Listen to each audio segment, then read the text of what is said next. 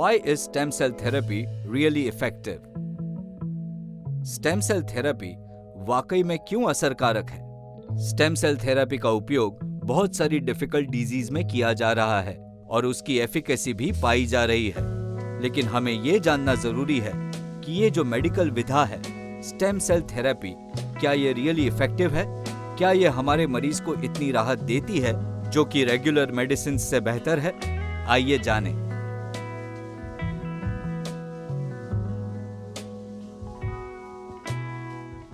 साधारण शब्दों में कहें तो ये टिश्यू की मरम्मत और उसको पुनर्जीवित करने का काम करती है।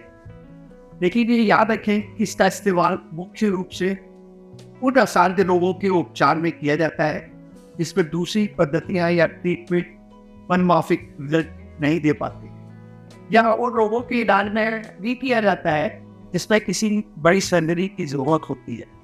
मुझसे अक्सर पूछा जाता है कि स्टेम सेल थेरेपी इतनी सारी विभिन्न बीमारियों में कैसे असरदार साबित होती है। मैं उन्हें ये बताना चाहता हूँ कि यह थेरेपी मुख्य रूप से 3 प्रकार से काम करती है और उसमें सबसे इम्पोर्टेंट है कि जब भी स्टेम सेल थेरेपी को किया जाता है तो ये सबसे पहले वो टिश्यू की सूजन को कम करती है और उसका जो इन्फ्लेमेटरी प्रोसेस है उसे टोट आउट करती है और एंटी इन्फ्लेमेटरी मेडिसिन का काम करती है।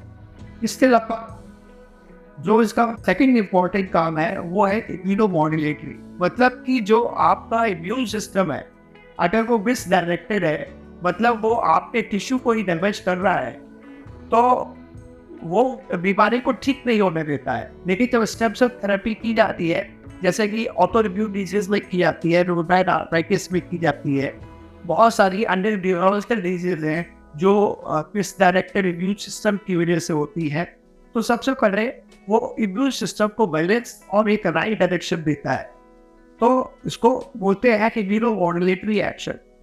और तीसरा ये काम करता है वो करता है कि उस एरिया की ब्लड सप्लाई इंक्रीज कर देता है। और ब्लड सप्लाई इंक्रीज कैसे होती है? नियोवास्कुलराइजेशन या उनकी नलियों का बढ़ना, और उससे जो एरिया या टिश्यू डैमेज हो रहा है उसमें वापस रक्त का संचार शुरू हो जाता है और उसे नई सेल्स का निर्माण होता है, और साथ में ये जो सोए हुए स्टेम सेल्स हैं उनको भी जगाता है। तो इस प्रकार से आप देखते हैं कि अगर ये मसल्स में स्टेम सेल थेरेपी की जा रही है तो मसल की जो डॉर्मेंट स्टेम सेल्स हैं उनको, जिनको सैटेलाइट स्टेम सेल्स कहते हैं, उनको एक्टिवेट कर देता है, या हार्ट के केसेस में कार्डियक मसल्स जो डॉर्मेंट होती है उनको एक्टिवेट करता है, या न्यूरोलॉजिकल सेल्स है जब कहा जाता था कि नर्व सेल्स को आप रिपेयर नहीं कर सकते, लेकिन स्टेम सेल थेरेपी ने विभिन्न उपयोगों में ये प्रूव किया है stem cell therapy even nerve tissue को भी रीजनरेट कर सकती है। और ये MRI और पैक जैसी जो स्कैनिंग हम लोग करते हैं समय समय पर मरीजों में, उसमें ये प्रूव हुआ है। तो आप ये देख सकते हैं कि स्टेम सेल थेरेपी एक बैलेंस टाइप की थेरेपी है जिसका मल्टी मोडल एक्शन है, मतलब वो आपका ब्लड सर्कुलेशन भी इंक्रीज कर रही है, टिश्यू की सूजन भी कम कर रही है, उसका जो ऑटो इम्यून एक्टिविटी की वजह से डैमेज हो रहा है उसे भी कम कर रही है। तो इस प्रकार से एक ये बैलेंस आउटकम देती है जहाँ पर मरीजों को जो विभिन्न प्रकार की दवाइयाँ या सर्जरी फ़ायदा नहीं दे पा रही है वो हम लोग स्टेम सेल थेरेपी से दे सकते हैं। लेकिन महत्वपूर्ण बात यही होती है कि स्टेम सेल थेरेपी एक टिश्यू रिपेयर की प्रक्रिया है, और टिश्यू रिपेयर जब आप करते हैं किसी बीमारी में तो उसमें कोई ज़रूरी नहीं होता है कि वो पूरा रिपेयर हो जाए और मरीज 100% ठीक हो जाए।